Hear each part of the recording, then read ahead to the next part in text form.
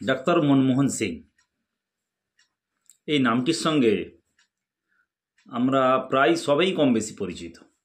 Doctor Manmohan Singh একদিকে যেমন তিনি অর্থনীতিবিদ, অপরদিকে তিনি দক্ষ রাজনীতিবিদ। আমাদের দেশের 13তম প্রধানমন্ত্রী হিসাবে দীর্ঘ 10 বছর অর্থাৎ 2004 সাল থেকে 2014 সাল পর্যন্ত তিনি দায়িত্ব পালন করেন।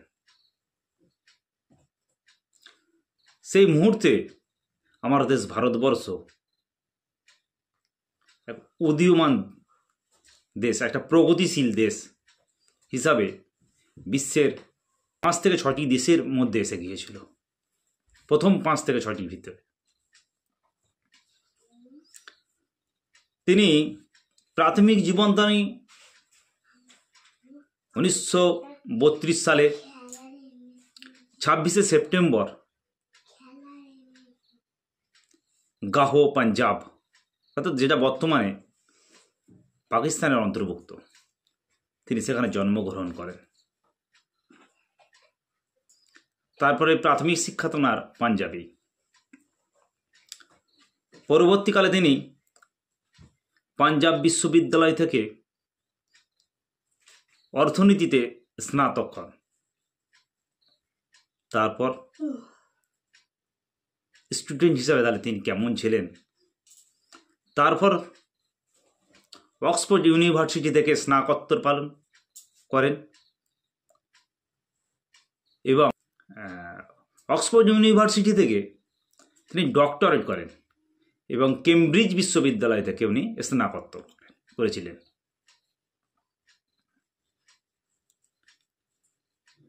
তিনি বেশ কিছুদিন পাঞ্জাব বিশ্ববিদ্যালয়ে অধ্যাপনা করেছিলেন। পরবর্তীকালে তিনি দিল্লি স্কুল অফ ইকোনমিক্সে অধ্যাপনা করেছিলেন।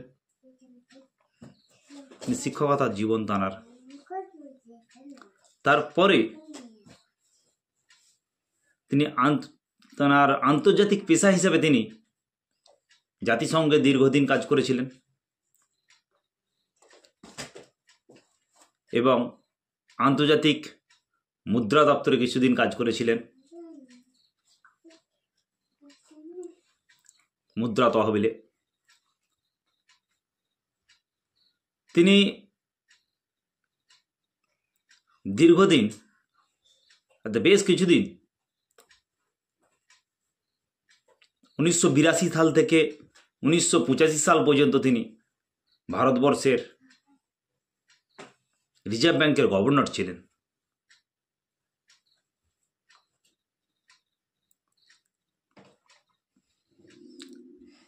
তিনি রাজনৈতিক হিসাবে তার দক্ষতা আমরা উপলব্ধি করি। তিনি যে মানের রাজনৈতিক নেতৃত্ব ছিলেন, তিনি কথা খুবই কমই বলতেন, কিন্তু তার কাজই ছিল বিরাট। ভারতবর্ষের অর্থনীতিবিদ হিসাবে তিনি অর্থ দপ্তর সামলেছেন।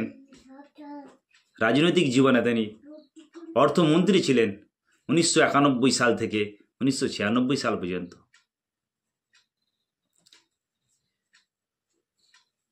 এর মাঝে 1987 সালে তিনি পদ্মবিভূষণ উপাধি ভারতবর্ষ থেকে সম্মান পান, রাষ্ট্রপতির হাত থেকে তুলে নেন এবং শেষ জীবনটুকু তিনি ছিলেন 2004 সাল থেকে 2014 সাল পর্যন্ত আমাদের দেশের প্রধানমন্ত্রী হিসাবে। আর আজ 26শে ডিসেম্বর 2024 আমাদের ছেড়ে বিদায় নিলেন এই নক্ষত্র। তার মৃত্যুতে আমরা গভীরভাবে শোকাহত।